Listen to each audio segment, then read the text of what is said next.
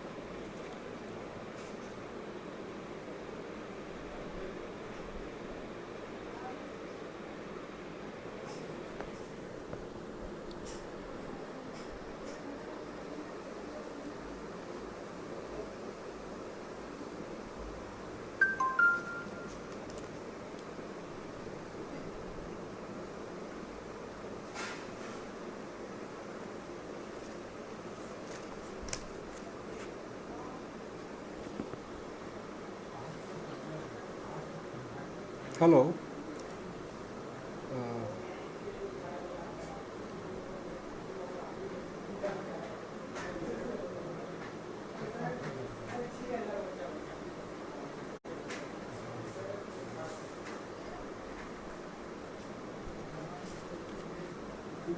देखो स्टार्ट हो गया क्या? देख लो तो ठीक है। इस दो तो देख रहा है।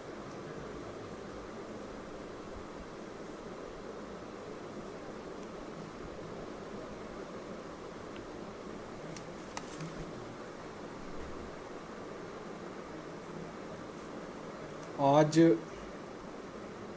बाबा को किलचंद विचार मंच के द्वारा आयोजित इस संवाद संगोष्ठी में मैं सर्वप्रथम विष्णु के पूर्ण अवतार योगेश्वर श्री कृष्ण को नमन करता हूँ। आज जन्माष्टमी है और इस नाते मैं परमेश्वर परमावतार सभी कलाओं से पूर्ण अवतार श्री कृष्ण को नमन करते हुए अपने वक्तव्य का प्रारंभ करता हूँ।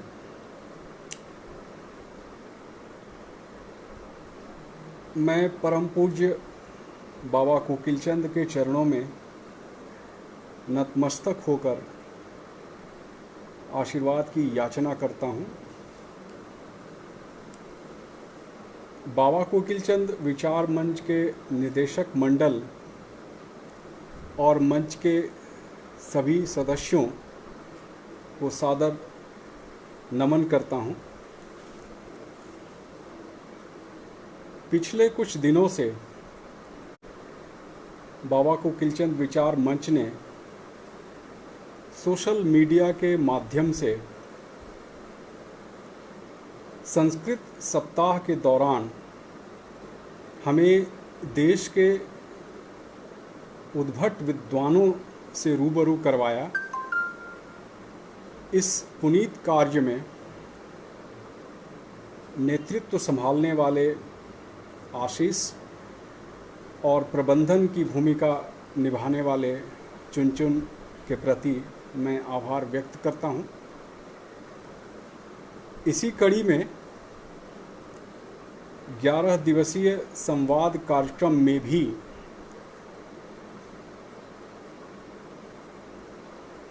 आदरणीय त्यागी जी, संजय कुमार उर्फ पप्पू दा, राजीव पांडे और नागेंद्र नारायण जी ने अपने सुविचारों से हमें लाभान्वित और आह्लादित किया है। संस्कृत सप्ताह के दौरान देश के जिन मूर्धन्य विद्वानों ने हमें संबोधित किया, उसमें आचार्य प्रणव जोशी जी, डॉक्टर दिव्य चेतन ब्रह्मचारी जी, doctor Laxman Kumar, Shri Jyotindra Mishra ji, doctor Suryamani Bhandari, doctor Krishna Kumar Bhargava और मेरे पूज्य पिता डॉक्टर लखनलाल पांडे जी ने भी हमें अपने ज्ञान भंडार से परिपूरित किया।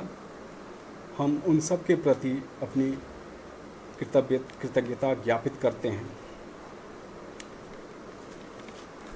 इन मूर्धन्य वक्ताओं की श्रेणी में मुझे भी स्थान मिला है, यह स्वयं में एक उपकार से कम नहीं है। खासकर जब अपनों से अपनी बात करनी हो, तो ऐसा सुअवसर प्रदान करने के लिए मैं बाबा कोकिलचंद मंच के निर्देशक मंडल के सदस्यों के प्रति अपनी कृतज्ञता ज्ञापित करता हूँ। आगे इस व्याख्यान माला में हमारे प्रेरणा स्रोत मनोरंजन जी के वक्तव्य की मैं अधीरतापूर्वक प्रतीक्षा कर रहा हूँ, और इसके पूर्व संजय कुमार, जिन्हें हम लोग पप्पू दा भी कहते हैं, उन्होंने भी अपने वक्तव्य में भारतीय संस्कृति की इतनी एक बेजोड़ व्याख्या प्रस्तुत की। मैं अपनी ओर से उनको साधुवाद देता हूँ। मेरे परिवार के अनन्य सदस्य राजीव पांडे जी ने भी गांव के इतिहास की एक जीवंत प्रस्तुति दी है। आदरणीय त्यागी जी ने ग्रामीण विकास के सूत्रों का एक बेहतरीन खाका खींचा, और उसी कड़ी में नागेंद्र नारायण जी ने भी बहुमूल्य बातें रखी। मैं आशा करता हूँ कि कोकिलचंद विचार मंच पर जो ये बातें आई हैं, इसका सुदूरवर्ती प्रभाव पड़ेगा। संवाद कार्यक्रम में अपनी बात रखने की स्वीकृति के पूर्व मैं एक अजब पशोपेश में था। वस्तुतः सच यह है कि मैं स्वभाव से मितभाषी हूँ। आम जीवन में मैं बहुत कम बोलने में विश्वास करता हूँ, मगर पेशे से मैं एक शिक्षक हूँ, और इस नाते मेरे व्यक्तित्व में एक बड़ा बेमेल गठबंधन हुआ है। इसलिए मैं विनम्रतापूर्वक स्वीकार करता हूँ कि जिन उद्भट वक्ताओं को आपने सुना है, उस कड़ी में मेरी प्रस्तुति कदाचित फीकी लग सकती है। बहरहाल मेरी कोशिश होगी कि मैं कोई औपचारिक वक्तव्य देने की बजाय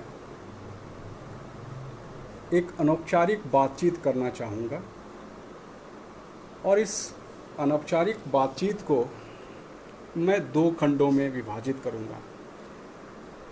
जैसा कि आपको बताया गया है कि मैं आज नई शिक्षा नीति पर बात करना चाहूँगा, मगर मूल विषय पर आने के पूर्व मैं एक और विषय पे चर्चा करना चाहूँगा, और वो है संवाद और संचार के बीच के अंतर पर थोड़ी चर्चा। वस्तुतः इस कार्यक्रम का नाम संवाद कार्यक्रम है। हम समझने का प्रयास करेंगे कि संवाद और संचार में क्या अंतर है। हम एक संचार क्रांति के युग में जी रहे हैं। सूचनाओं का जाल फैला है। सुबह से शाम तक हमें सूचनाएं दी जा रही हैं। टीवी पर दिन रात खबरें हैं, चर्चा है, बहस है, घमासान है। कार्यक्रमों के नाम दंगल और रणयुद्ध ऐसे जैसे कार्यक्रम हैं। इसके अलावा फेसबुक है, ट्विटर है, व्हाट्सएप है, इंस्टाग्राम है और न जाने ऐसे कितने अन्य माध्यम हैं जिस पे सूचनाओं का आदान प्रदान चल रहा है।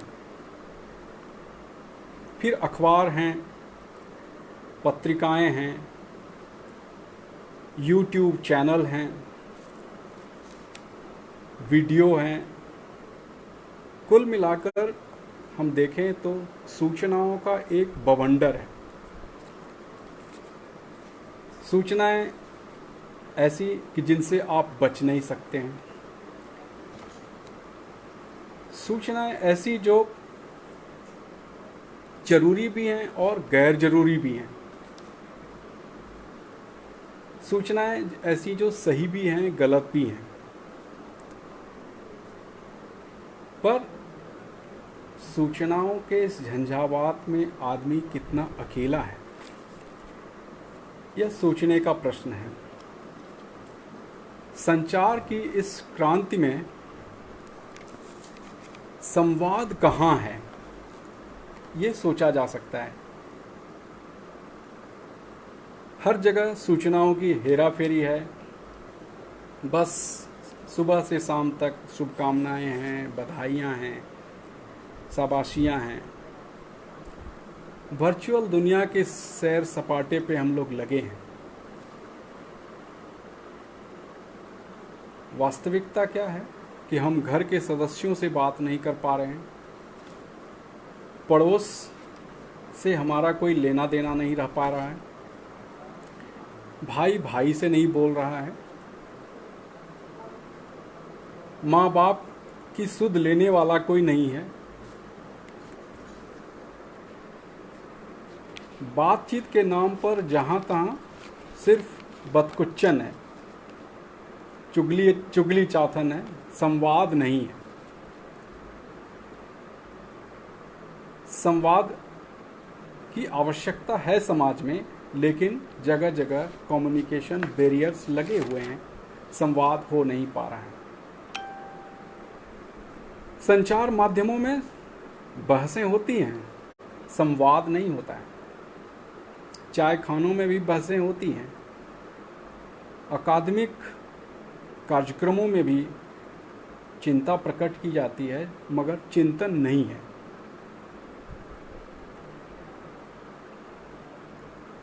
हमें यह सोचना होगा, आदमी एक दोपाया जानवर नहीं है। आदमी एक जागृत जीव है, एक देवत्व की संभावना वाला जीव है। आदमी भगवान की ऊंचाइयों को ग्रहण कर सकने की क्षमता वाला जीव है। विचार उसकी पूंजी है और मूल्य उसकी आत्मा है।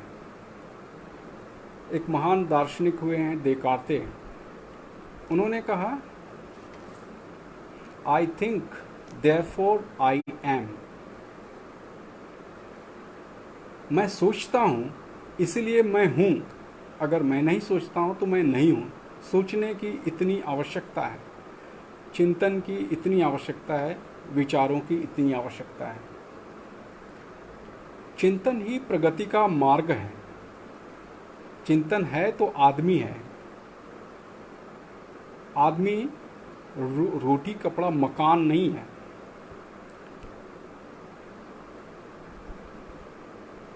आदमी विचारों के बिना मांस का एक लोथड़ा मात्र है। विचार ही उसके व्यक्तित्व को खूबसूरती देते हैं। विचार ही उसके कर्म को निर्धारित करते हैं। इसलिए विचारों की आवश्यकता है। हमें सोचना होगा कि संचार के इस युग में विचार कहाँ है। सूचनाओं के इस उलटफेर में विचार कहाँ गुम हो जा रहा है, इसकी समीक्षा हमें करनी होगी। हम पहले की तुलना में आज ज़्यादा सुविधा संपन्न हैं, ज़्यादा संसाधन हमारे पास हैं, पर क्या हम पहले से ज़्यादा विचारवान हैं? पहले की तुलना में ज़्यादा सकारात्मक हैं?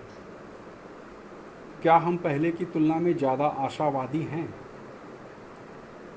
क्या हम एक संवेदनहीनता के शिकार नहीं हैं?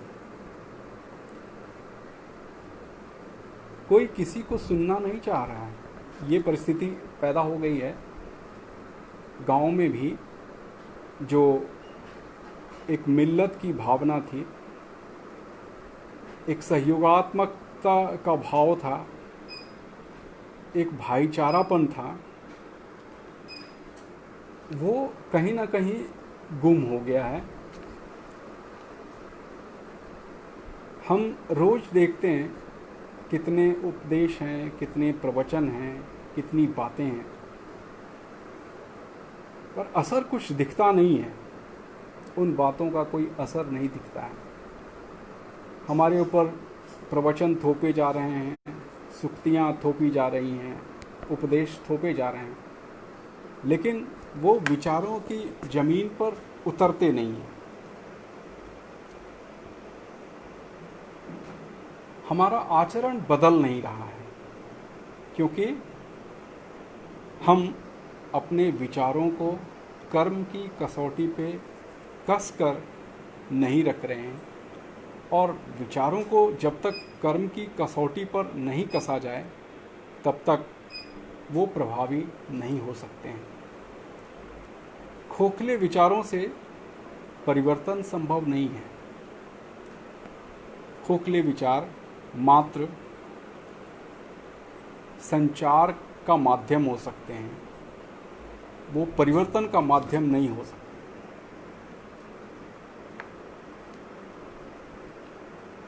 एक और समस्या है कि हम न सिर्फ दूसरों से कटे हैं, बल्कि हम स्वयं से भी कटे हैं।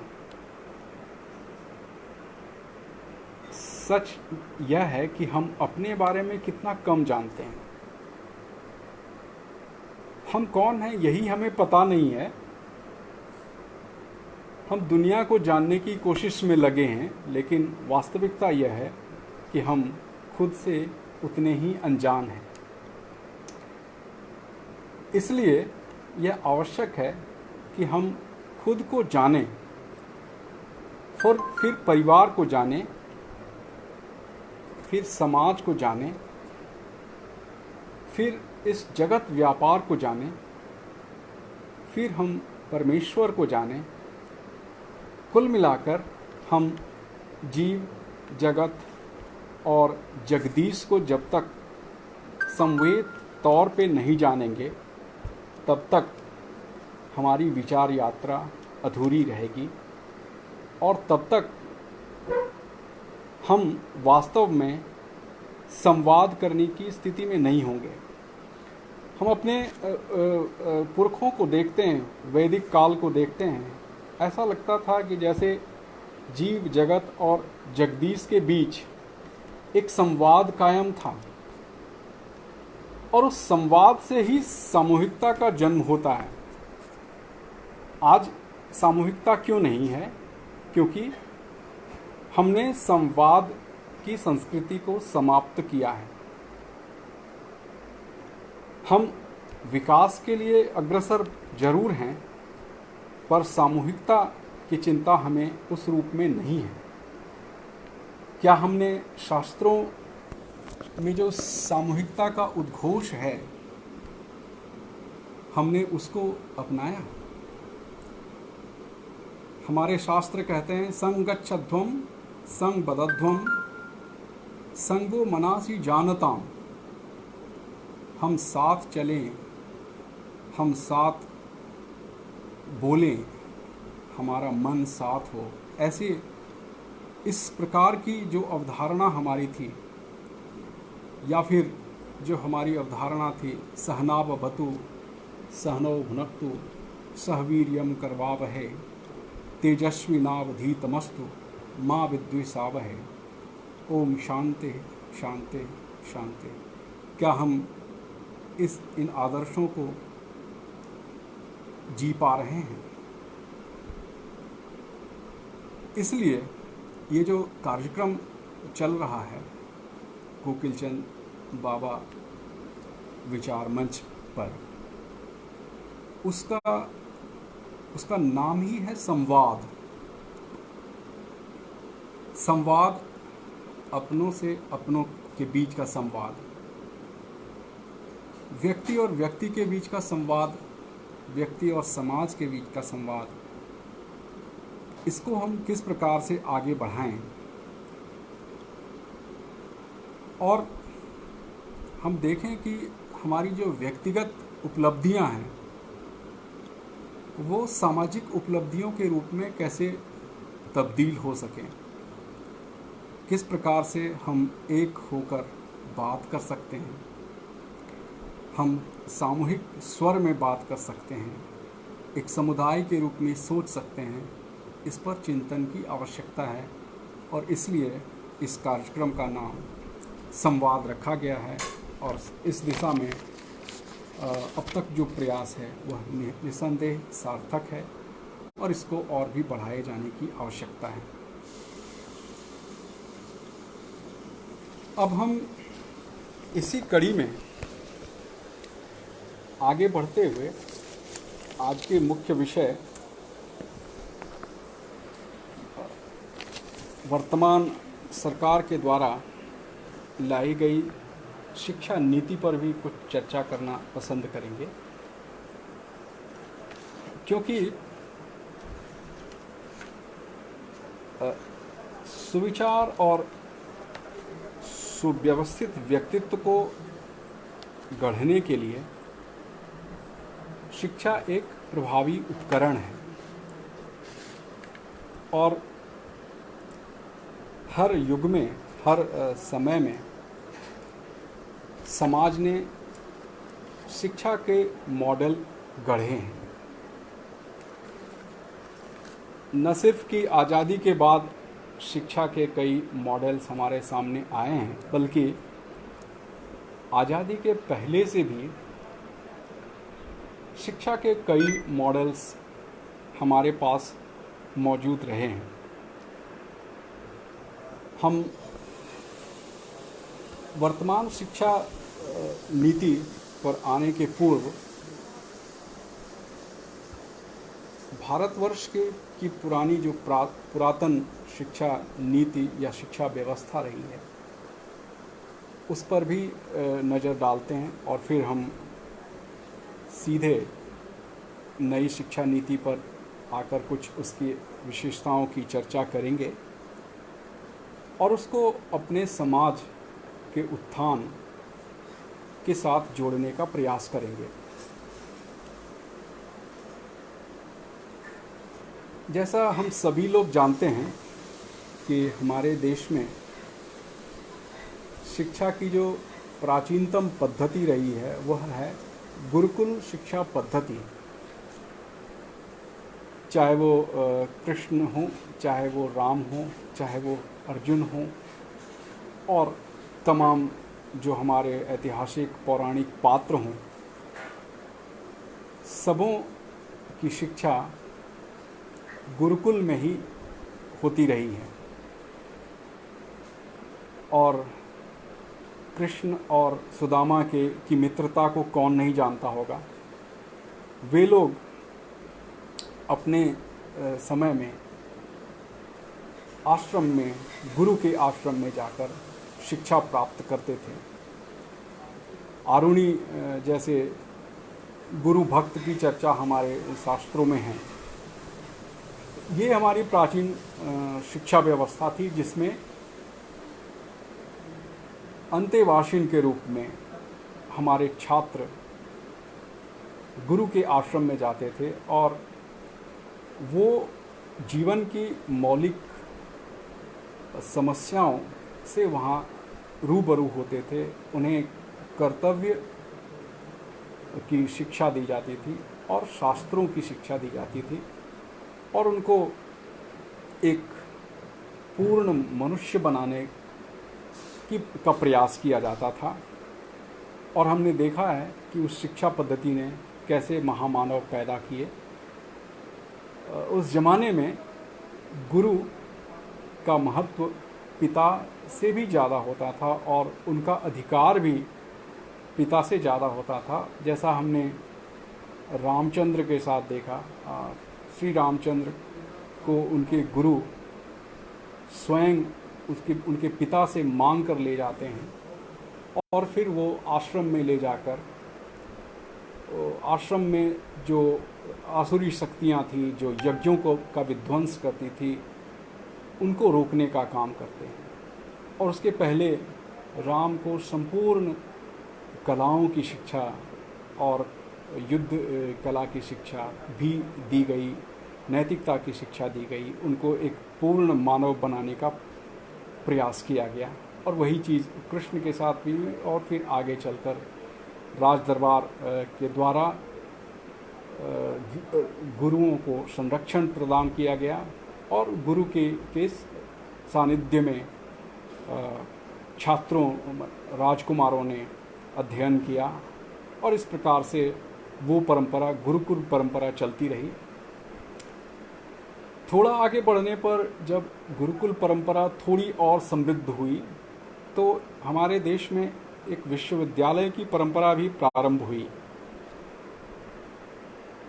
और दुनिया में जिस समय विश्वविद्यालयों का कोई वैसा चलन नहीं था, वैसे समय में हमारे देश में नालंदा और तक्षशिला और विक्रमशिला और उदंतपुरी जैसे विशाल विश्वविद्यालयों की स्थापना की गई।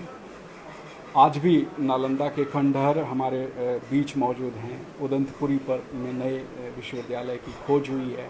विक्रमशिला के खंडहर हमारे पास हैं और तक्षशिला अब वर्तमान अफ़गानिस्तान में, पाकिस्तान के क्षेत्र में चला गया है। तो उस परंपरा में जो हमारे पारंपरिक ज्ञान के विषय थे उनको पढ़ाया जाता था और उसकी इतनी ख्याति थी कि दुनिया के विभिन्न देशों से लोग पढ़ने के लिए उन विश्वविद्यालयों में आते थे। तो यह हमारे ज्ञान की परंपरा रही है। इसी क्रम में नालंदा विश्वविद्यालय और विक्रम विश्वविद्यालय और विक्रमशिला विश्वविद्यालय, तक्षशिला विश्वविद्यालयों पर आक्रमण हुए, क्योंकि ऐसा माना जाता है कि जब भी किसी देश को कमज़ोर करना है तो उसकी संस्कृति पर चोट करना ज़रूरी होता है। इसलिए जो आक्रमणकारी थे वे आए और उन्होंने इन विश्वविद्यालयों की रीढ़ तोड़ने का प्रयास किया। और बताया जाता है कि नालंदा के पुस्तकालय की पुस्तकें महीनों तक जलती रहीं और तब वो समाप्त हुई। इतनी बड़ी संपदा ज्ञान की हमारे देश में थी। बाद के समय में खासकर मुगल काल में जो शिक्षा की परंपरा रही वह गुरुकुल से हट करके एक मदरसे की परंपरा और मकतब की परंपरा वहाँ पे आई। मदरसा और मकतब काफ़ी लंबे समय तक चलते रहे, जिसके बाद पता नहीं उस ज़माने में विश्वविद्यालयों की कल्पना नहीं की जा सकी। और यह महत् संजोग है या यह एक उल्लेखनीय प्रश्न है कि जिस ज़माने में भारत की आर्थिक प्रगति इतनी थी, खास करके अकबर के ज़माने में बताया जाता है कि विश्व व्यापार का लगभग 40% से अधिक सिर्फ भारत नियंत्रित करता था। वैसी उतनी समृद्धि के बीच भी हमारे देश में विश्वविद्यालयों के गठन पर कोई चर्चा नहीं हो पाए। यह तत्कालीन शासकों की मानसिकता का परिचायक हो सकता है। बाद के समय में जब अंग्रेज आए तो काफ़ी दिनों तक यह विमर्श चलता रहा कि शिक्षा के क्षेत्र में कोई हस्तक्षेप किया जाए अथवा नहीं किया जाए, क्योंकि उनको ऐसा लगता था कि कहीं ना कहीं ये भारत की सांस्कृतिक जो विरासत है उसको चोट पहुंचाने की कोशिश हो सकती है। इसलिए उसमें एक ओरिएंटल और ऑक्सीडेंटल के बीच बहस चलती रही कि इसमें इंटरवेंशन किया जाना चाहिए अथवा नहीं किया जाना चाहिए। लेकिन बाद के समय में अंग्रेज़ों ने भारत में अंग्रेजी शिक्षा नीति लाने का संकल्प लिया और उसके बाद से बहुत प्रसिद्ध है मैकॉले का मिनट, जिसमें ये बताया गया कि उनकी शिक्षा पद्धति के द्वारा किस प्रकार के छात्रों को तैयार करने की मानसिकता अंग्रेज़ों ने रखी थी। ये बहुत ही प्रसिद्ध उनका वक्तव्य है। मिनट्स में उसने लिखा है कि किस प्रकार से हमें ऐसे भारतीय चाहिए जो कि देखने में तो भारतीय होंगे लेकिन वो स्पिरिट में पूरी तरह से अंग्रेज की तरह से होंगे, और हमें कुछ लिपिकीय कार्यों के लिए शिक्षा देनी है। और इस प्रकार से उन्होंने एक शिक्षा व्यवस्था बनाई और बाद में कई तरह के उसमें एक्ट्स और स्टैट्यूट्स में संशोधन हुए। 1857 जो हम लोग सिपाही विद्रोह के लिए जिस वर्ष को जानते हैं, उस 1857 में 3 विश्वविद्यालयों की स्थापना भारत में की गई। ये बहुत ही उल्लेखनीय है और इसने भारतीय शिक्षा व्यवस्था की जो पुरातन पद्धति थी उसको हटाकर एक पूरी तरह से नई व्यवस्था लाने का मार्ग प्रशस्त किया। ये बहुत ही महत्वपूर्ण समय हो जाता है 1857। कलकत्ता और मद्रास और मुंबई में बम्बई में 3 विश्वविद्यालयों की स्थापना की गई और उसी के तहत विभिन्न प्रकार के स्कूलों का भी संचालन उन दिनों हुआ करता था। और बाद में फिर तरह तरह के अन्य संस्थाएं आती गई। और जब हम आज़ादी के बाद आते हैं तो हम देखते हैं कि शिक्षा की दिशा में कतिपय प्रयोग प्रारंभ हुए। सबसे पहले एक कमीशन की स्थापना की गई जिसके द्वारा विश्वविद्यालय शिक्षा में परिवर्तन के क्या क्या सुझाव हो सकते हैं, इस पे सुझाव मांगे गए। मुख्य रूप से जो पहली शिक्षा नीति आई, इसके पहले कोठारी कमीशन वगैरह हुआ, लेकिन मुख्य रूप से जो पहली शिक्षा नीति आई वो इंदिरा गांधी के ज़माने में आई। इंदिरा गांधी ने एक शिक्षा नीति लाई और बाद में फिर दूसरी शिक्षा नीति राजीव गांधी के ज़माने में आई 1986 में। और उस शिक्षा नीति में कई बातें की गई, कई तरह के व्यापक परिवर्तनों की बात की गई। हालांकि राजीव गांधी तो अपने ज़माने में यहाँ तक चाहते थे कि डिग्री को शिक्षा से अलग कर दिया जाए। तो सबसे पहले 1948-49 में एक यूनिवर्सिटी एजुकेशन कमीशन बना था। बाद में सेकेंडरी एजुकेशन कमीशन 1952-53 में बनाया गया। 1964-66 में कोठारी कमीशन आया। 1968 में पहली शिक्षा नीति आई जो इंदिरा गांधी के ज़माने में आई। 1986 में राजीव गांधी के ज़माने की पहली शिक्षा नीति आई, जिसमें नरसिम्हा राव के समय में थोड़ा सा परिवर्तन किया गया और 1992 में थोड़ा सा रिवीजन किया गया।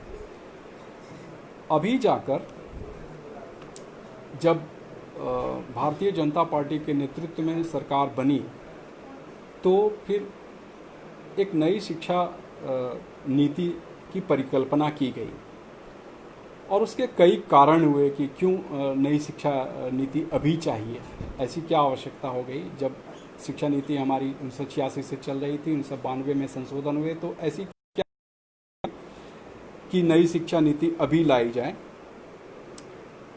दरअसल एक तो हर सरकार के अपने वैचारिक फ्रेमवर्क होते हैं, उनका एक ढांचा होता है, वैचारिक ढांचा होता है, उसको सूट करने के लिए भी एक शिक्षा नीति की आवश्यकता महसूस की जाती है। लेकिन उससे भी ज़्यादा एक शिक्षा नीति की परिकल्पना की गई जो 21वीं सदी में भारत के सपनों को किस प्रकार से पुनर्जीवित करे या उसको किस प्रकार से सत्य किया जाए, उस दिशा में कार्य करने के लिए एक बहुत ही महत्वाकांक्षी शिक्षा नीति की परिकल्पना की गई और इसका भार दिया गया एक बहुत ही प्रसिद्ध वैज्ञानिक को, के कस्तूरीरंगन को। इस प्रकार से 1919 में एक ड्राफ्ट एजुकेशन पॉलिसी आया जो इसरो के वैज्ञानिक के द्वारा बनाया गया था और एक कमेटी पूरी बनाई गई थी। इस प्रकार से पहला ड्राफ्ट 2019 में आया और जिसको कि बाद में जाकर सरकार ने अभी कैबिनेट के द्वारा उसको मंजूरी दी है, जिस पर बहस होना बाकी है। अगर हम इस नीति की मुख्य विशेषताओं पर जाएं तो सबसे पहले जो इस नीति का जो फ्रेमवर्क है उसमें पहली बात कही गई है कि शिक्षा नीति में हम ऐसी शिक्षा देने का प्रयास करेंगे, ऐसी शिक्षा देने की व्यवस्था करने का प्रयास करेंगे जिसमें हम शिक्षा के मूल उद्देश्य को प्राप्त कर सकें। और मूल उद्देश्य के लिए उन्होंने जो 4 चीज़ें मानी हैं, उनका कहना है कि शिक्षा नीति वही सही है जो एक ऐसी शिक्षा दे जो हमें बताए 4 चीज़ें। पहली चीज़ है लर्निंग टू नो। शिक्षा के द्वारा हम ये जानें कोई भी चीज़ कैसे, जानकारी कैसे प्राप्त कर सकते हैं, ज्ञान कैसे ले सकते हैं, ज्ञान प्राप्ति के माध्यम क्या हो सकते हैं। तो लर्निंग टू नो ये पहली चीज़ है। दूसरी चीज़ है लर्निंग टू डू।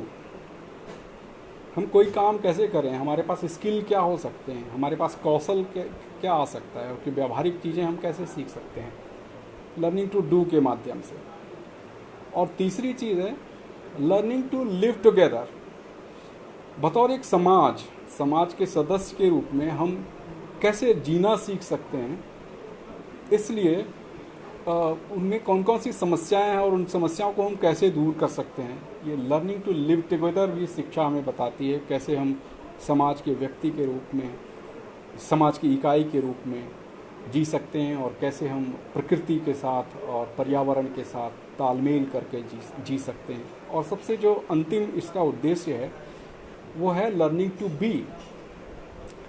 हम अपना अस्तित्व, हम अपने आप को कैसे समझ सकते हैं, हमारे जो बीइंग है वो बीइंग है, हम अपने होने के महत्व को कैसे समझ सकते हैं, यानी हमारे जो स्पिरिचुअल कुछ आध्यात्मिक जो कुछ गोल्स हैं, हमारे जो वैल्यूज़ हैं, हमारे जो मूल्य हैं, उन मूल्यों को हम कैसे अंगीकार कर सकते हैं, ये शिक्षा के 4 प्रमुख दायित्व बताए गए हैं।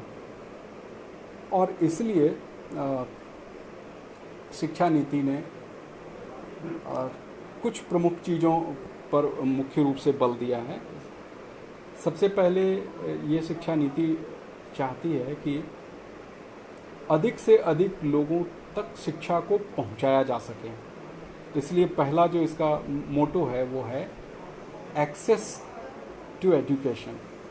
शिक्षा कैसे ज़्यादा से ज़्यादा लोगों को पहुंचाई जा सके। स्कूल के स्तर तक सरकार इस नीति की मान्यता है कि स्कूल के स्तर तक हम 100% बच्चों को शिक्षा कैसे दे सकते हैं, इसकी दिशा में कार्य करें। और कॉलेज के स्तर पर या उच्च शिक्षा के स्तर पर जो हमारा ग्रॉस इनरोलमेंट रेशियो है, नामांकन सकल नामांकन दर जो है या सकल नामांकन अनुपात जो है, ग्रॉस इनरोलमेंट रेशियो, वो 50% किया जा सके, जो अभी के समय में लगभग देश के स्तर पर 26% है। उस 26% से कैसे 50% उसको जल्दी हासिल करें, एक्सेस के तहत ये बात की गई है। उसके अलावा दूसरी बात की गई है इक्विटी, कैसे हम समान शिक्षा दे सकें सबको, और सबको ज़्यादा से ज़्यादा जो भी हमारे वंचित तबके हैं, चाहे वो महिलाएं हों, चाहे वो शेड्यूल कास्ट हों, ट्राइब्स हों, और भी अन्य लोग हैं, उन सबको हम समान तरीके से शिक्षा कैसे दे सकें, इक्विटी की व्यवस्था हो सके। कुछ जो डिप्राइव्ड क्लासेस हैं उन सबको हम कैसे बेहतर शिक्षा एक साथ दे सकते हैं। तीसरा इसमें जो एलिमेंट रखा गया वो है क्वालिटी का, किस प्रकार से हम शिक्षा की गुणवत्ता को बेहतर करें। क्वालिटी में भी कई इश्यूज़ हैं, और किस प्रकार से उसको हम स्किल के साथ जोड़ेंगे, और किस प्रकार वैल्यूज़ के साथ जोड़ेंगे, और किस प्रकार से ट्रेडिशनल एजुकेशन को साथ लेंगे। ये सही कई चीज़ें हैं जो इसमें शामिल हैं। उसके बाद अगला जो पॉइंट है वो अफोर्डेबिलिटी, शिक्षा कैसे सुलभ हो सके, शिक्षा बहुत महंगी ना हो, शिक्षा कैसे सबके साथ सुलभता पूर्वक प्राप्त की जा सके, कैसे हम उसको विद इन रीच बनाएं, कैसे लोगों को हम शिक्षा दे सकें सस्ते तौर पे, ये भी एक प्रश्न है, एक विचारणीय बिंदु उसके लिए। और लास्टली है अकाउंटेबिलिटी, कैसे हम जवाबदेह बनाएं पूरी व्यवस्था को, जो सिस्टम है उसको हम कैसे अकाउंटेबल बनाएं। ये 4 जो जनरल 5-6 पॉइंट्स हैं जिसको ध्यान में रखते हुए शिक्षा व्यवस्था की परिकल्पना की गई है। हम इसके डिटेल्स में बहुत ज़्यादा नहीं जाते हुए कुछ अन्य बातों की चर्चा करते हुए हम अपने वक्तव्य का समापन करना चाहेंगे। कुल मिलाकर के स्कूल के स्तर पर और उच्च शिक्षा के स्तर पर कई तरह के ढांचागत और गुणात्मक परिवर्तनों की बात शिक्षा नीति में की गई है। ढांचागत स्तर पर यदि हम बात करें तो स्कूल लेवल पे अभी तक जो शिक्षा प्रणाली थी उसमें प्राइमरी और मिडिल और हायर एजुकेशन सेकेंडरी एजुकेशन का जो डिस्ट्रीब्यूशन था वो 10+2 का था, उसको अभी ब्रेक किया गया है। उसको सबसे पहले दूसरी कक्षा से पहले 3 वर्ष तक प्राइमरी से पहले आंगनबाड़ी केंद्रों में शिक्षा होगी, और उसके बाद फिर पहले और दूसरे क्लास की शिक्षा होगी। उसके बाद फिर 2 से 5 तक के लिए अलग सेक्शन होगा, और फिर 5 से लेकर 8 तक के लिए अलग सेक्शन होगा, और फिर 6 से लेकर 8 तक के लिए अलग सेक्शन होगा, और फिर 9 से लेकर 12 तक के लिए अलग अलग सेक्शन होगा। इस प्रकार से जो सेक्शंस किए जाएंगे। और इसके अलावा ये भी परिकल्पना की गई है कि स्कूल अलग अलग नहीं होकर के स्कूलों के क्लस्टर्स बनाए जाएं, और एक साथ उनको बच्चों को जो अभी तक भोजन मिलता था उसके अलावा आंगनवाड़ी केंद्रों में उन्हें नाश्ते का भी प्रबंध कराया जाए। उसमें एक बड़ी बात और भी है कि उनको जो प्रारंभिक शिक्षा दी जाएगी उसमें विभिन्न जो भारतीय भाषाओं के माध्यम से उनको शिक्षा दी जाए, जो बहुत सारे लोग रिकमेंड करते भी रहे कि प्रारंभिक शिक्षा जो है वो दी जानी चाहिए इसके लोकल लैंग्वेज में, तो उस पर भी चर्चा हुई है और वो भी करने का प्रयास किया जा रहा है। और छठे क्लास के बाद ऐसी व्यवस्था की गई, ऐसा रिकमेंडेशन किया गया है कि बच्चों को कुछ स्किल सिखाया जाएगा। सिर्फ ऐसा नहीं है कि इसको थ्योरी सिखाई जाएगी, उसको कहीं ना कहीं कुछ प्रैक्टिकल और कुछ इंटर्नशिप और कुछ ट्रेनिंग वगैरह उनको दिया जाएगा ताकि उनको जीवन से जोड़ा जा सके। तो स्कूल स्तर पे इन सारे परिवर्तनों की बात की गई है। उसके लिए जो भी करिकुलम डिज़ाइन और अपॉइंटमेंट ऑफ टीचर्स या टीचर्स की क्वालिटी आदि पे भी बहुत ही विस्तार पूर्वक चर्चा की गई है और उसके लिए बॉडीज़ बनाए जा रहे हैं कि ताकि शिक्षकों की क्वालिटी बेहतर हो सके। और शिक्षकों के लिए जो बीएड की व्यवस्था की गई है उसको 4 ईयर डिग्री में कन्वर्ट करने की बात हो रही है, जो अभी 1 साल था फिर 2 साल हुआ, उसको 4 साल एक कंपोजिट डिग्री देने की बात हो रही है ताकि शिक्षकों की जो क्वालिटी है वो बेहतर हो सके। तो उस दिशा में स्कूल की शिक्षा को बेहतर करने के लिए प्रयास किया जा रहा है। कॉलेज स्तर पर भी विभिन्न प्रकार के परिवर्तन सुझाए गए हैं। कॉलेज स्तर पर अभी तक जो यूनिवर्सिटीज़ थे वो 3 प्रकार के संस्थाओं के रूप में बांटे जाएंगे। सबसे पहले ऐसे यूनिवर्सिटीज़ होंगे जहाँ पे सिर्फ रिसर्च होगा, शोध के लिए विश्वविद्यालय होंगे। और उसके बाद फिर शोध के बाद शोध और शिक्षण के विश्वविद्यालय होंगे। और तीसरे प्रकार के जो वो स्वायत्त कॉलेजेस होंगे, ऑटोनोमस कॉलेजेस, एसी वो कहलाएंगे। तो 3 प्रकार के डिग्री होंगी, एक शोध सहित डिग्री होगी, एक शोध रहित डिग्री होगी और एक सिंपल ऑटोनोमस कॉलेज की डिग्री होगी। और डिग्री देने में भी जो है वो फेज़ वाइज डिग्री होगी। अगर कोई छात्र है वह 1 साल ही पढ़ता है बीए में, तो उसको एक सर्टिफिकेट कोर्स मिलेगा। अगर वो वहाँ से पढ़कर छोड़ देता तो सर्टिफिकेट कोर्स है। अगर वो दूसरे साल भी पढ़ लेता है तो उसको एक डिप्लोमा कोर्स का सर्टिफिकेट मिलेगा। और यदि वो तीसरे साल पढ़ लेता है तो उसको डिग्री मिलेगी। और अगर वो 4 साल की डिग्री लेता है तो उसको शोध सहित डिग्री मिलेगी। ये 4 प्रकार की व्यवस्था की गई है। और आपका जो भी जिस छात्र का जो भी क्रेडिट है उसको एक क्रेडिट बैंक बनाया गया, उसको लेकर दूसरे जगह नामांकन करने की व्यवस्था की जाएगी। और अब तक जो विश्वविद्यालय थे वो जो टेक्निकल यूनिवर्सिटीज़ खास तौर से थे कि एक ही विषय की पढ़ाई होती थी। अगर इंजीनियरिंग है तो सिर्फ इंजीनियरिंग की पढ़ाई हो रही है, मेडिकल है तो सिर्फ मेडिकल की पढ़ाई हो रही है, या मैनेजमेंट है तो सिर्फ मैनेजमेंट की पढ़ाई हो रही है। तो ऐसे सभी विश्वविद्यालयों को आने वाले समय में मल्टी डिसिप्लिनरी बनाना होगा। यानी एक विश्वविद्यालय कभी भी सिर्फ एक विषय नहीं पढ़ाएगा, उसे अन्य सभी विषयों को लेकर पढ़ाना पड़ेगा। ये एक बड़ा चेंज आना है और इसको लिबरल मॉडल ऑफ एजुकेशन के रूप में बताया जा रहा है। और उस पर फोकस होगा कि स्किल ओरिएंटेशन हो, ज़्यादा से ज़्यादा स्किल लोग सीख सकें। रिसर्च ओरिएंटेशन हो, नेशनल रिसर्च फाउंडेशन की स्थापना की जाएगी कि नई तरह से रिसर्च शोध कर सकें छात्र, शोध की व्यवस्था ऐसी हो पाई और जिसको इंडस्ट्री से जोड़ करके और इस प्रकार से उनको बहुत ही ज़्यादा फ्रूटफुल बनाने की बात हो रही है। वोकेशनलाइजेशन ऑफ एजुकेशन होगा, यानी हर छात्र को कुछ ना कुछ वोकेशनल ट्रेनिंग दी जाएगी ताकि सिर्फ जो आज जो बेरोजगारी की व्यवस्था है कि समस्या है कि ज़्यादातर छात्र मात्र उनको थ्योरेटिकल नॉलेज होता है, उनके पास कोई भी किसी प्रकार के वोकेशन की ट्रेनिंग नहीं होती है और इसलिए वो बेकार हो जाते हैं।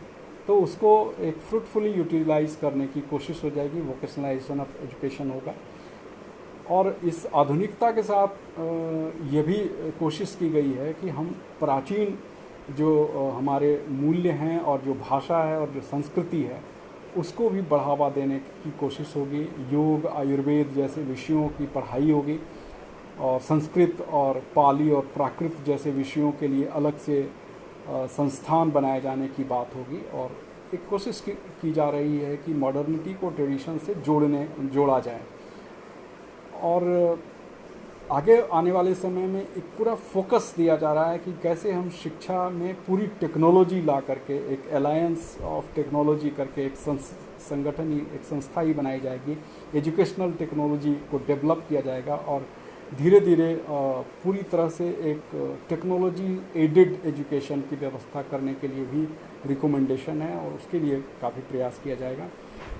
और उसके अलावा हायर एजुकेशन लेवल पे ओपन डिस्टेंस लर्निंग होगी, यानी ज़्यादा से ज़्यादा लोग जो काम कर रहे हैं, जो दूसरी जगह हैं, जो क्लासेस नहीं जा पा रहे हैं, उनके लिए ओपन डिस्टेंस लर्निंग को प्रमोट किया जाएगा। ऑनलाइन क्लासेस होंगे, मुक्स की व्यवस्था होगी, मैसिव ऑनलाइन कोर्सेज़ की व्यवस्था होगी, मैसिव ओपन ऑनलाइन कोर्सेज़ के द्वारा शिक्षा दी जाएगी। और फिर ऐसे कार्यक्रम बनाए जाएंगे जिसमें कि टीवी के माध्यम से बच्चों को और बड़े लोगों को भी पढ़ाया जाएगा। वो स्वयं और दीक्षा जैसे प्लेटफॉर्म को काफ़ी बढ़ावा दिया जाएगा और कुल मिलाकर के एक पूरा रिवाम्पिंग ऑफ एजुकेशन की बात की गई है। इसके अलावा कुछ बड़े मेजर चेंजेस भी सजेस्ट किए गए हैं और उन बड़े चेंजेस में सबसे बड़ी बात यह है कि अब जो आप लोग जान गए होंगे वो है कि अभी तक जो मानव संसाधन विकास विभाग की जो बात की गई थी वो मानव संसाधन विकास विभाग नहीं होकर के शिक्षा विभाग कहलाएगा और उसके नीचे एक राष्ट्रीय शिक्षा आयोग गठन किया जाएगा और राष्ट्रीय शिक्षा आयोग के साथ साथ राज्य शिक्षा आयोग भी होंगे और उनके लिए अलग से सेक्रेटेरिएट की व्यवस्था होगी, राज्य स्तर पर भी और केंद्र स्तर पर भी। ये सारी परिकल्पना की गई है कि राष्ट्रीय शिक्षा आयोग के द्वारा पूरी शिक्षा को संचालित किया जाए। उसमें कोई सीधे तौर पे एडमिनिस्ट्रेटिव के जो एडमिनिस्ट्रेशन के लोग हैं उनकी का इंटरवेंशन नहीं और एक स्वतंत्र शिक्षा व्यवस्था के लिए एक अलग से ही एक एजुकेशन सर्विसेज की शुरुआत की जा रही है और आने वाले समय में इंडियन एजुकेशन सर्विस होने की बात की गई है जिसमें ऑफिसर्स होंगे और शायद मोस्टली एजुकेशन जगत के लोग होंगे। इंडियन एजुकेशन सर्विस के माध्यम से सारी चीज़ों का संचालन किया जाएगा जिसकी अलग से सेक्रेटेरिएट होगी और राज्य स्तर पर भी और केंद्र स्तर पर भी। तो ये एक बहुत बड़ा मेजर चेंज है। और उसके अलावा कुछ अन्य व्यवस्थाएं भी इसमें की गई हैं, जैसे हायर एजुकेशन कमीशन बनाया जाएगा, higher education commission of India बनाया जाएगा और इसके तहत 3-4 तरह की चीज़ों को सपोर्ट करने के लिए और संस्थाएं होंगी। जैसे हायर एजुकेशन कमीशन के नीचे पहली जो संस्था होगी वो बताएगी कि किस तरह से किन स्कूलों को, किन कॉलेजों को कैसे हम फंडिंग करें। तो फंडिंग बताने के लिए एक अलग से संस्था होगी जिसको HEGC कहा जाएगा, हायर एजुकेशन ग्रांट कमीशन। अभी हमारे पास यूनिवर्सिटी ग्रांट कमीशन है जिससे उच्च शिक्षा में एड दिया जाता है, लेकिन आने वाले समय में उसकी जगह पर हायर एजुकेशन ग्रांट्स कमीशन होगा जो कि हायर एजुकेशन में ग्रांट की व्यवस्था करेगा। उसके बाद फंडिंग के बाद दूसरा जो इम्पोर्टेंट चीज़ आता है वो शिक्षा जगत में वो है standard setting. What should be the standard of any institution or what should be the standard of the education that is being provided? जो शिक्षा दी जा रही है उसका स्टैंडर्ड कैसा होना चाहिए। तो ये स्टैंडर्ड सेटिंग के लिए एक अलग व्यवस्था की गई है, वो GEC कहलाएगा, जनरल एजुकेशन काउंसिल, जो बताएगा कि संस्थाओं का स्टैंडर्ड क्या होगा, उसमें पढ़ाए जाने वाले विषयों का स्टैंडर्ड क्या होगा, उस करिकुलम फ्रेमवर्क क्या होगा। इस प्रकार से national higher education qualification framework भी बनाया जाएगा जो GEC के तहत रहेगा।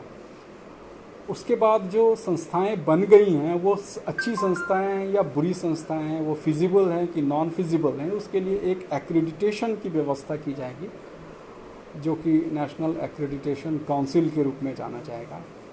और सब कुछ को मेंटेन करने के लिए एक national higher education regulatory commission बनाया जाएगा, NHERC।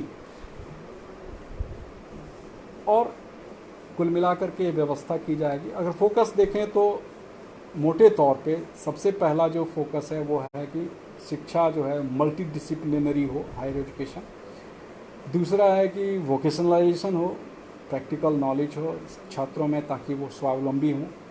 तीसरा है कि स्वायत्त संस्थाएं हों, मतलब उसमें ये भी होगा कि लोग अपने तरीके से कॉलेजेस स्कूल्स खोल सकेंगे, एफिलिएशन खुद से ले, एफिलिएटिंग संस्थाएं नहीं होंगी, अपना उनका एफिलिएशन होगा, अपना बोर्ड होगा, बोर्ड ऑफ गवर्नर्स होगा, जो उसके विषय को तय करेगा, करिकुलम को तय करेगा। एक ब्रॉड स्तर पर एक कोर करिकुलम बना दिया जाएगा सेंट्रली, उसी में से कुछ लोकल परिवर्तन करके उस करिकुलम डिज़ाइन किया जा सकेगा, पाठ्यक्रम निर्धारित किए जा सकेंगे और उस तरह से उसकी शिक्षा व्यवस्था की जा सकेगी। तो एक स्वायत्त व्यवस्था जिसमें जिसमें से अलग इंडिपेंडेंट कॉलेजेस बनेंगे, ऐसा भी इंतज़ाम किया जा रहा है, और ताकि इसमें प्राइवेट पार्टीज़ भी बड़ी संख्या में आ सके, इंटरनेशनल यूनिवर्सिटीज़ भी अपने देश में आ सके, अपने देश की कुछ संस्थाओं को बाहर में इंटरनेशनली खोला जा सके, बाहर के विद्यार्थी हमारे यहाँ पढ़ने आ सकें, हमारे विद्यार्थी बाहर जा सकें। ऐसे कुछ जो कोलैबोरेशन की बात, इंस्टीट्यूशनल कोलैबोरेशन वगैरह की भी काफ़ी इसमें चर्चा की गई है। ऑफशोर कैंपसेस खोलने की बात हो रही है, बाहर के विद्यार्थियों को यहाँ बुलाने की बात हो रही है, ये सब कुछ चलता है। तो अब हम कुछ जनरल रिमार्क्स के साथ अपने इस वक्तव्य का समापन करेंगे, क्योंकि अब मेरे पास मात्र 3-4 मिनट बच रहा है। तो मैंने आज के इस वक्तव्य में मुख्य रूप से शिक्षा नीति पे चर्चा की, मगर उसके पूर्व मैंने इसी से जोड़ते हुए एक प्रश्न समाज के समक्ष रखने की कोशिश की है। पता नहीं मैं उसमें सफल हुआ अथवा नहीं सफल हुआ, कि संचार के युग में हम संवाद से कटे हैं और संवाद के महत्व को हम समझ नहीं पाए हैं। एक संवादहीनता हमारे समाज में व्याप्त हो रही है, उसको हम कैसे दूर करें, ये एक बड़ा प्रश्न है। और ये जो वर्तमान व्यवस्था चल रही है बाबा कोकिल चंद विचार मंच के द्वारा, यह निश्चित रूप से आने वाले समय में हमारे बीच, खास करके गाँव के बीच, हमारे गांव में अगर किसी प्रकार की संवादहीनता है, जिसको हम भी समझते हैं, आप भी समझते हैं, और प्रत्येक इस मंच से जुड़ा हुआ हर व्यक्ति समझता है, उस संवादहीनता को कैसे हम दूर करें। और ये समस्या सिर्फ अपने गांव की नहीं समस्या है, ये समस्या पूरे एक यूनिट के, विलेज एज ए यूनिट बात जो हम लें तो ये समस्या पूरे देश में व्याप्त है, कि एक गांव के रूप में, एक यूनिट के रूप में हमारे गांव बिल्कुल खोखले होते चले जा रहे हैं। उसमें जो एक सद्भाव की बात थी, उसमें जो एक मिल्लत की बात थी, उसमें जो एक टुगेदरनेस की बात थी, वो धीरे धीरे समाप्त हुई है। और ये एक बहुत ही खतरनाक प्रवृत्ति है, क्योंकि हम अगर संपूर्ण भारतीय इतिहास को देखें तो मानेंगे कि कभी भी गाँवों को किसी व्यवस्था ने इतना नहीं तोड़ा जितना आज़ादी के कुछ वर्षों के बाद हमारे गांव टूटे हैं। चाहे वो बहुत ही क्रूर शासन भी रहे हों, फिर भी गांव में जो एक व्यवस्था थी वो व्यवस्था चलती रही थी। और जिसका प्रमाण है कि हमारे खुद गंगरा गांव में का जब आज से 700 साल, उस समय निश्चित रूप से आज से 700 साल पहले मुग़लों का शासन काल रहा होगा और उसके बाद फिर अंग्रेज़ों का शासन काल रहा होगा। लेकिन उस ज़माने में भी हमारे गांव की जो व्यवस्था थी वह निश्चित रूप से आज से काफ़ी बेहतर व्यवस्था थी, जिसमें एक स्वावलंबी गांव हो, एक न्याय संगत गांव हो, और जिसमें मूल्यों की बात की गई हो, जिसमें अन्न के रक्षा की बात की गई हो, जिसमें कुल मिलाकर के स्त्री रक्षा की बात की गई हो, स्त्री सम्मान की बात की गई हो, और इस प्रकार और शराब मुक्ति की बात की गई हो। एक मैसेज दिया गया था और पूरा गांव एक संगठित इकाई के रूप में दिखता था। वो चीज़ें हो नहीं पा रही हैं। और जब गांव संगठित होते थे तो बाहर किसी प्रकार की कोई भी व्यवस्था होती थी, राजा कोई भी होता था, प्रशासन कोई भी होता था, गांव एक इकाई के रूप में कार्यरत रहते थे। आज़ादी के बाद से वो गांव एक इकाई के रूप में टूटने लगे हैं, उसमें भी सेंध लगी है, और उसमें पंचायती राज के माध्यम से गांव में एक विषाक्त माहौल तैयार किया गया है। राजनीति गांव के चप्पे चप्पे पे घुस करके उसको बर्बाद करने की स्थिति में आई है और उसने भी एक बड़ी संवादहीनता कायम की है। हम क्या इस संवादहीनता को तोड़ने में सफल होंगे? मैं समझता हूं कि अगर बाबा कोकिलचंद मंच के द्वारा इस प्रकार का एक प्रयास किया गया है, विचार मंच के द्वारा, तो ये विचारों की पूंजी यकीनन आने वाले समय में आगे दूर तक जाएगी और हम उस अभियान में सफल होंगे जो प्रतीकात्मक तौर पे आज चल रहा है। यह एक लंबे अभियान के रूप में आएगा और इसी क्रम में मैं अंतिम टिप्पणी ये करूँगा कि विचारों के लिए शिक्षा की बड़ी आवश्यकता होती है और जो वर्तमान शिक्षा पद्धति आई है, आशा की जा सकती है कि वो हमारे समाज में एक वैचारिक क्रांति भी लाए, जो हम सब के बीच इस उदारीकरण के युग में और तकनीकी प्रगति के नाम पे सांस्कृतिक क्षरण के युग में एक प्रकार की संवाद को कायम करने में हमारी सहायता करेगा। इन्हीं चंद शब्दों के साथ, इन्हीं विचारों के साथ मैं आप सबसे विदा लेता हूं, आप सबको नमन करता हूं, अपनी ओर से प्रणाम निवेदित करता हूं। आज आप सबको जन्माष्टमी की बहुत बहुत शुभकामनाएं देता हूं। बाबा कोकिलचंद को एक बार पुनः नमन करता हूं और कोकिलचंद विचार मंच के सभी सुधी सदस्यों को अपनी ओर से साधुवाद देता हूं। धन्यवाद।